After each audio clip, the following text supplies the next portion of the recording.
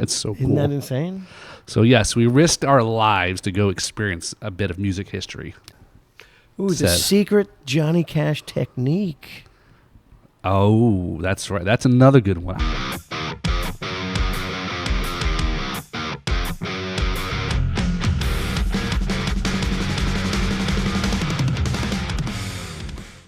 Hey, how you doing, everybody? I'm Kevin McLaughlin, and this is the Riffs and Rhythms podcast. And you are? Paul, the Rhythmist. Hey, Paul. Nice to meet you. Yes. I'm Kevin, the Riffist. Oh, you look familiar. You look like you're somebody down from South Florida.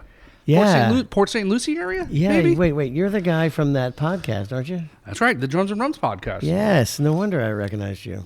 What a coincidence that we bumped into each other. I know. How crazy is that? We're both here in Memphis at the same time. That's right. Well, I guess it's not a coincidence because I was in the backseat of the car as a stowaway. That's right. We are right here in Memphis, Tennessee, everybody. And we have come up here for the International Blues Challenge, right? So to go ahead and share the stage with the best unsigned blues bands from around the world, as sponsored by their local blues societies. And the Kevin McLaughlin Band, we're lucky enough to be included in all of that. And I'm also lucky enough to have Paul Robertson come with us and document the experience. So now we're here and we're documenting. Yes. So documenting. So stay tuned for a longer video of the entire trip from start to almost finish. I guess we'll call it. Yeah, we might as well go all the way to the end. Yeah, we'll tell you when the end is. But yeah, it's. I know most of the listeners and viewers were familiar. We've covered the blues competition in past episodes. Just real quick, how did you get here? For somebody who didn't listen to that episode, how did you get here in Memphis? Well, like for the past 4 months, we've been doing the entire Countdown to Memphis tour, and we performed at the Treasure Coast Blues Challenge and won, and to be chosen above all the other bands to represent the Treasure Coast Blues Society here at the International Blues Challenge in Memphis, put on by the Blues Foundation, blues.org. And getting to know that organization, super cool, amazing to have an organization dedicated solely to preserving the American art form that is the blues. 39 years they've been doing this. Was the 39th annual. Yeah, it's insane. Yeah. So very cool. It's older than you. Yeah, truly. I think on another podcast you may have mentioned you're only 36. Yep, I've had a 36th birthday once or twice. So cheers to, if I can grab this, to winning the regional there in Treasure Coast and to the opportunity to come up here and, I don't know if I want to say defend or represent. Represent's the right word. Represent. And challenge the rest of the world for the bragging rights of being the best unsigned blues band in the land. Right. So when we talked to plan about this trip, there's a lot of logistics, obviously, for the band, the music gear, coordinating those things with the local blues organization, bringing guitars up in the car, and let's talk about the trip, right? So I've traveled before growing up from Florida to New Jersey, many summer trips, right? This was probably the most different travel in a car experience I've ever had, okay? Not many people really do travel during the winter. And there's a reason for that. Yeah. We found out what it is. Yeah, right. And Florida winter is different than winter everywhere else, right? So we just happened to have I think it was Winter Storm Heather or something, I don't know, whatever they call these winter storms now. And it was good because there was weather coming. You guys did great avoiding it, going up 95, then the turnpike and all that stuff to get to the Panhandle and up. We're making great time. And then all of a sudden. So we're looking at the weather and we're seeing all this pink snow sleet action on the radar, and it was so fun. And we did a good job of avoiding things. We picked a good route, and the Waze app actually helped us a lot. No intentional, no sponsorship there, but Waze helped us a lot. Yep. And we were doing great until all of a sudden we're ice skating on the highway. And so picture the scene. We've been driving for what? I don't know. We left the house. We left at 2:30. 2:30 in the morning. Right. And now it's like we expect to get there at about 4:30 in the evening. So it's getting to be about 2:30, 3 o'clock, and we're coming into the ice and the snow. Right, and oh, how nice is that? There's a little snow in the side, back in the woods. Ooh, you can look. see some snow. Oh, look! It's cool. Put your hand on the glass. Look how cold it feels. Yeah, and then we're getting closer and closer, and suddenly some of the roads are blocked off because of snow, and that's where the Waze app came in and gave us some unblocked roads to drive.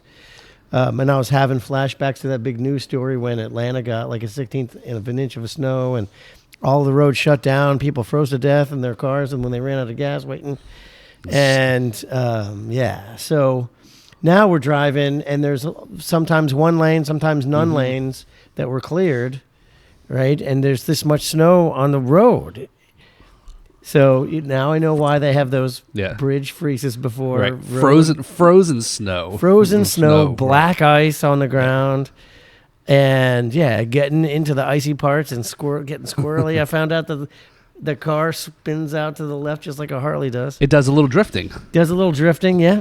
And the front wheel drive, I think, made it a little less adventurous, but it definitely kept us alive. Yeah. Yeah. And so what were we doing? We were looking at the dashboard, counting down the temperature as like every few minutes it went down another. And my goal was 10 degrees. I thought it would be cool if we get to 10 degrees. That would be fun. But then it kept going. It kept going. And we're looking at I think at the lowest point it was 4. Yeah. 4. Yeah. 4, 2, maybe 2. It felt like just 2 degrees. whatever.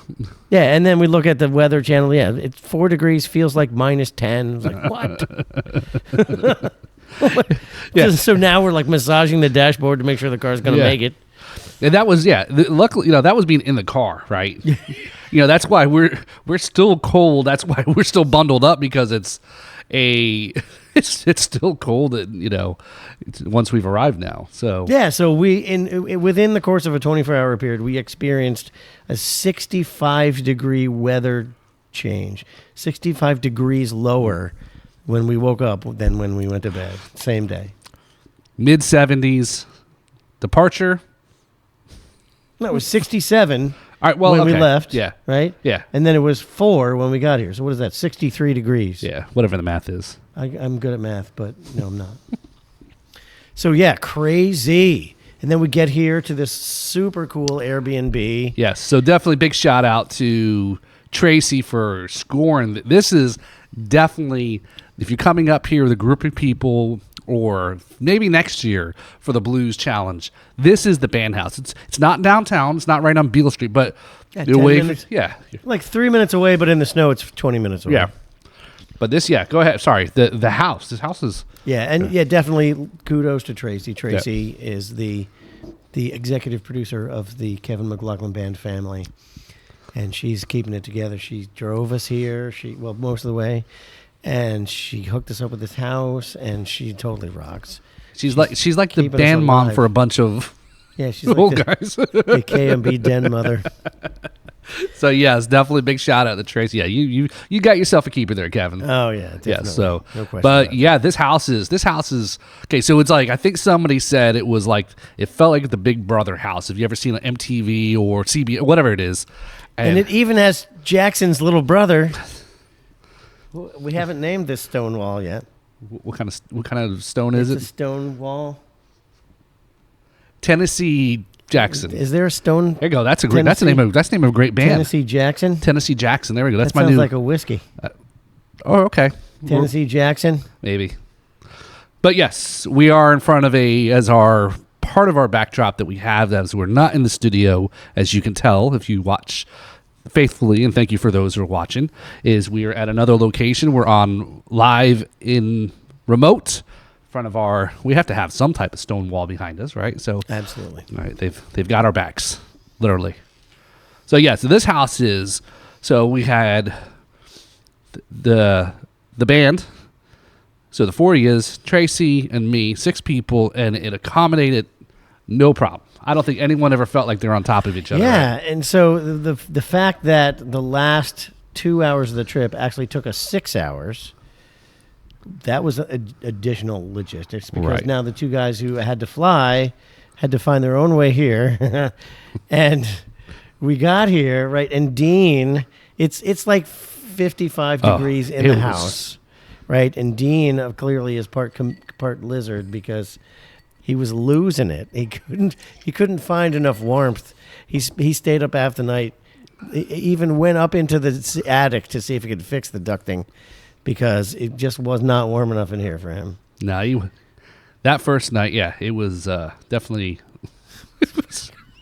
I woke up because the upstairs bedroom that I was in was the warmest part in the house. Okay, heat rises, I guess, right? I wake up in the morning, I see a pair of legs on the floor. Dean said, "Fuck this, I'm not sleeping downstairs." Yeah, the next morning I come out, and there's one window that faces east, and Dean and Willie, the rhythm section, they've got their faces in the sun, like collecting warmth from the sun, like lizards on a rock. Just like what we see back home on our winter day. So this is definitely a cool house. Big shout out again to Tracy for finding this one. House built in 1902, fully remodeled. Very cool. Like I said, that'll be part of the full tour of the whole house, part of the full video we do. It's got a hot tub back there, which we weren't going to go outside in the snow, but apparently it works. And this is perfect. I mean, if I came back up to do more of a Memphis thing or travel, this is definitely very cool location. So Yeah, excellent. And then we go to check in for the IBCs. We have our programs now because we checked in. This book is the definitive guide to all things blues, all things International Blues Challenge. And it struck me as I was in there that it has been since I was in college that I've been in a room full of exclusively musicians. It's really wild. Usually I'm a musician in a room having to function in the real world. Right. Now all of a sudden I'm in a room full of nothing but musicians and people there to service musicians, and it was kind of culture shock. Like, this is the way it's supposed to be, but why? Like, my whole life I've been adjusting to the fact that didn't exist, and now all of a sudden I'm where I belong and I have to adjust to that. It was right really this weird. way, Mr. McLaughlin. Right this way. Yeah. Yeah, crazy. But I guess that's a good point. That it was. This is I think you probably would agree. This, as you just described, was a feeling of a brotherhood, sisterhood. And it was really cool, and we'll get into it. Some of the interactions with the other musicians and people that attend it, and so forth. But yeah, very very cool. Yeah, again, I'm not as much as probably blues versed, but yeah, it seems like a very obviously 39 years they've been doing it this long, so they've got to be doing something right. Right here in the birthplace of the blues, we also got to see the legendary and historic Sun Recording Studios.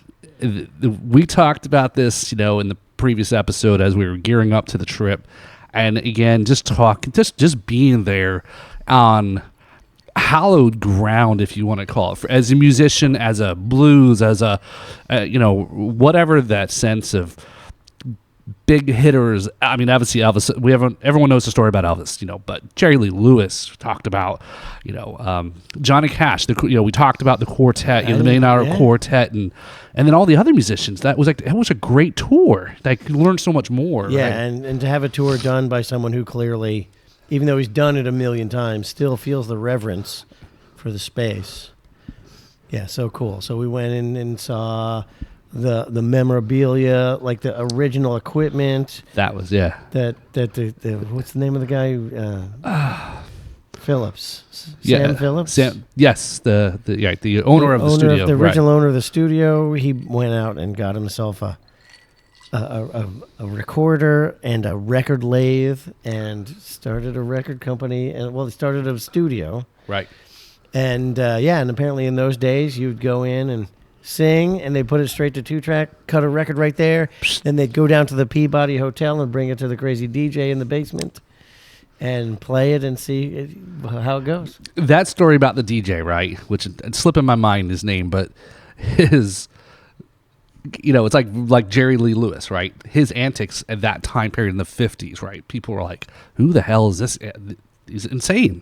And this DJ was probably cut from the same cloth, right? Because what was cool is these tours that you go and do, when they introduce an interaction between what the tour guide says and then a little bit of audio visual into it. And they played a clip from this DJ, and he's like, "All right, the tour guide, you might have a little trouble understanding what he's saying because he's got a real Southern accent. From the deep south. Yeah. So apparently, that if you brought him as your record to go listen, because that was the guy, again, radio stations and DJs were the thing, and they, quote unquote, I guess, ruled the roost when it came to getting, exposure. And if he didn't like it, he'd take it right off. He said, scratch that needle across the album, and then smash it on his mic and throw it on the floor. So how would you feel? Nobody would ever have to listen to that again. How would you feel that if you were a musician, you spent whatever it was back then, which probably was a lot of money, and here's the DJ, the radio station DJ, smashing your record. So, but hey, not that's good for the self-esteem, but a harsh lesson in reality. Now, I didn't know the story. Again, we don't want to spill too much because again, you got to go experience Sun Studio yourself. Like I said, so much history there. Other stories that you probably have never heard of, and what I thought was interesting when he talked about the story where Elvis almost never became. Was almost blowing his chance, and then call it divine intervention. I don't know.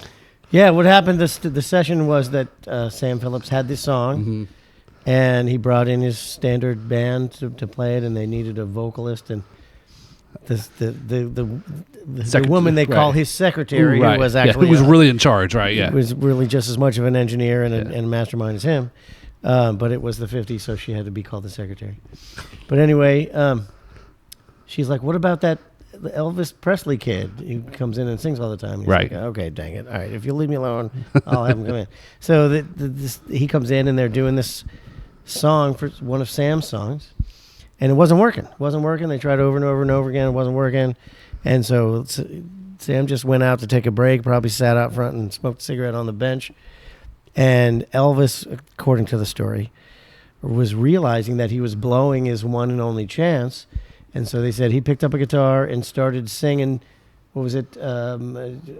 His first hit, I guess. Don't Be Cruel, or I'm All Shook Up, or... yeah. That's all right. That's right. Yeah. That's all right. He was running in circles with a guitar, singing "That's All Right" at the top of his lungs, and Sam heard it, and he came running back in, and he pressed record, and then boom, it was there. And that was the track that got released, and not the original one. So yeah, exactly. So crazy cover tune, actually, at the time. Right. Yeah. So yeah. So what kind of also, when we were going through that tour, being inside, part of the museum and the exhibits, and then down actually into the hollowed ground, actually the actual Sun Studio. So much is still original. The acoustic tiles, a lot of the music equipment, a lot of that stuff probably in the back, the engineer room, control room equipment, actually still functioning and still being used today. They had said they had 2 sessions after we were done with the tour, on the last tour. So yeah, to think that they're taking that, you can go into Sun Studios and sing through the same equipment that Elvis sang through, that Jerry Lee Lewis sang through, that Muddy Waters sang through, that who else, all the rest of them, Johnny Cash sang through it. And even more recent, when they close it and then reopen up the studio, they had a lot more newer artists that came through. U2, we talked about U2. And Larry Mullins left his drum set there to be his house drum set now. Def Leppard, he was rattling off a whole bunch of so it's because it's like, again, you're not a musician if you haven't recorded, and we talked about Muscle Shoals also, right? Yeah. Last episode, but that was were you blown away when we found out that it was only like a couple $100? $200 an hour you can record in Sun Studios. What is it typically, from your experience? Anywhere from $30 to $1,000. Okay. An hour. So it's a bargain. Worth it. And I would do it for the sheer vibe. Right. And of course the sound as well. But to capture that old Sun Studio sound, the only way to do it is to use Sun Studio equipment in the Sun Studio. And that you felt it. You walk in the room and it has a certain feeling. You walk out and that feeling's gone. You walk back in the room and it's not just in your mind. No. There is a vibe in that room.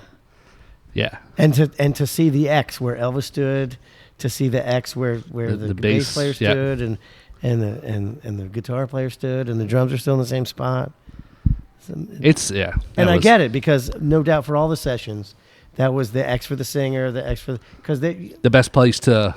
They're using one or two mics for the whole band at that point in time. It was 2-track recording in the 50s, if you were lucky. And the only reason why I was expecting it to be one, but all the pictures of all the recording console, the one recording console, there were 2 VU meters on it, so it was 2 channels, so stereo, and so they had 2 mics up. And the singer and the bass player and the guitarist and the drummer, they all mixed themselves in the air into the one microphone, or maybe the 2 microphones. That's so cool. Isn't that insane?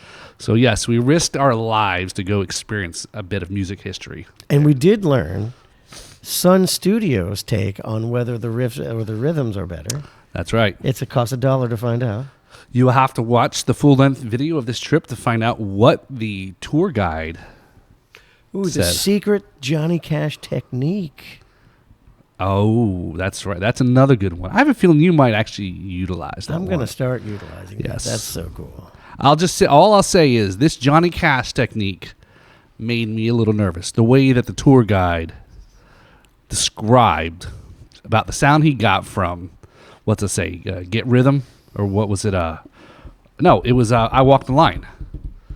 Yeah. Is it? I Walked the Line. Yeah. But I'm not gonna make the sound because you may pick up on it now. That obviously we were hinting at a lot of stuff. But tune in and watch the full length trip video there. But yeah, or go see Kevin perform, and you may get a sneak peek of it before. Yeah, I'm gonna get before I release the video. Get a riffer for the rhythm and give him $1 and see what he does. There you go. So yeah, totally. That was totally cool. The Sun Studio tour, the building, I guess it just, again, like you said, there's such an aura about it and presence and feelings and so forth. But yeah, that wasn't the only things there, right? I mean, obviously the big topic of so far has been how cold it is. Not just a trip up. It's just been not that we're standing on, well, it's around the corner, but not that we were standing on Beale Street in the home of the blues, eating at historic, restaurants, drinking in historic nightclubs, standing, we're standing in historic downtown Memphis, Beale Street. Club 152. You said that that's where Jerry Lee Lewis performed. Yeah. It was like, all right, this is not a big place. And again, we think about those things today, and it's like venues are huge, but sometimes those small little clubs or juke joints, right? Yeah, so definitely very cool. So BB King's was closed though. Yeah, for remodel. Right. And a total remodel because they had a generator out front and running electricity in there. Yeah. So yeah, that's a big deal. So this is definitely, this cold weather has been on top of everybody's mind. It does get cold here, but nothing like this is the norm. Obviously the city had some water pipe issues because it got so cold. I don't think the entire time we've been here, it's been above freezing. No, it's been far below freezing the entire time. Yeah. Well, although it did get a little sleety. Yeah. So but definitely. It sucks. We're ready to go back home. So at least I know I am. We I'm just cold. got here. What the heck are you talking about? Well, I know. That's why. I'm cold. I'm cold. I'm old. I'm old and I'm cold. Yeah, we're indoors. We're wearing our jackets and stuff. So, but yeah, so the Tales from the Road, I guess we'd have to say, is obviously that journey up the interstates, right? These isn't back roads we were taking. These were interstates. Driving at like 20 miles an hour on the interstate. And I like to drive behind semis because they're big. They can't slow down any faster than there's no way they can slow down faster than me. So I'll never hit them. But they plow a way for you. Like they know how they can go fast. And if you professional drivers, right. Professional drivers know what they're doing. Right. But here we are. It's pitch black, and it's not snowing, but there's snow everywhere. And we're in the one cleared lane. And we're driving 20 miles an hour, and then all of a sudden he stops. And it wasn't the first time we stopped in the road. There's a number of times because of whatever, cars off the side and all that. And he puts his hazards on, and I'm thinking, okay, well, we must be... Something's up. Something's going on. Somebody racked up front. We got a big line of traffic. So I'm thinking to myself, am I brave enough? Is Florida Man going to go ahead and go onto the 4 inches of snow lane? Yeah. So I pull out from behind the semi, and there's nobody in front of him. He just stopped dead in the road in the middle of the interstate. He's like, didn't even pull off. It Yeah. was just the right lane. Stop. Yeah, like his engine just froze up. Clank. Right. Yep. So we go around him, and then we finally made it. I know we had to stop, and to your point, you didn't want to kind of get stuck with no gas, and you just stretch a very much rural, because I don't know if the cell service was having issues, but it was a very rural trip because the cell service was awful, right? And so, yeah, we had to stop a lot, right? Because, like Kevin said, we don't want to get to that chance of getting stuck. We're always gassing up the best we can, not trying to ride it to eat. But that one place we stopped where you had to get windshield wiper fluid, because all the gunk that kicked up on the windows you hardly see, and the sun comes out and all that, was that incline to get back on the highway. I was like, this is like a roller coaster ride. This is one that we could be sliding back down. Yeah. That's when you notice, wow, this is an elevated off ramp and there's no guardrail. Like we could just slide right off the side. Yeah, this is for no joke, for real. And again, somebody said when we arrived, and we went downtown, like we started talking about that we arrived from Florida, and somebody says, "Well, didn't you know there was a travel advisory?" It's like, no, because yeah, we did know about it, but what are we gonna do? Come through that. Yeah, so we're like, they advised us not to travel, and we did. Right, sounds That's very how we roll. Sounds very blues. Yeah, exactly. Very rebel. They So advised us not to travel, but we did it anyway. So I think it was definitely a fun trip up here. I know we got a lot it's going to go on this week. We knocked out our tour of Sun Studio. Now we got to focus on what the task is really at hand here is. Well, I just get to drink and hang out and take video. But hit this guy here. So, you excited about it? Yeah, we're playing at the historic Alfred's on Beale. The corner of Beale and B.B. King Street. Right. That's fucking awesome, right? Absolutely. No more. It's way cool. Yep. Way cool to trod on the places where blues history has been made. So and continues to get made on an annual basis at the IBC. Right. So and so it's gonna be great. Checking out, bouncing around the different clubs, bars, seeing other performers, getting a chance to check out what it's not just about. If you would come to something like this and you didn't take in the full experience, other than just performing for your own thing, you are sorely missing out. This is the whole part, like Kevin talking about, being with other musicians. How often do you get a chance to talk music to somebody? That's because most people don't want to hear about your music stories because they're not musicians, but being able to talk that stuff or talk about guitar stuff or techniques or whatever, and or the big thing is just making connections, right? So and you have something scheduled that coming up, like a little networking thing, event, speed dating or whatever. Meet industry professionals and other performers and stuff. So that's gonna be interesting. How that what's your thoughts on how that was? So obviously make connections. So, well, look, guys, we made it. We're cold. We're drinking to stay warm. There's our tales in the road. So definitely tune in here. We got more to talk about, and as on upcoming episodes about the full trip, full run. We'll give you the rundown on how things turned out. So we're looking forward to this week. It's going to be a long week, a lot of drinking probably, but yeah, big shout out there. International Blues Challenge 2024. So the year or more. That's right. I love it. Love that tagline. All right, guys. Thanks for tuning in to this episode of the Riffs and Rhythms podcast. I am Paul. And I'm Kevin, and this is the Riffs and Rhythms podcast. Have a great night. Ooh, fancy glasses.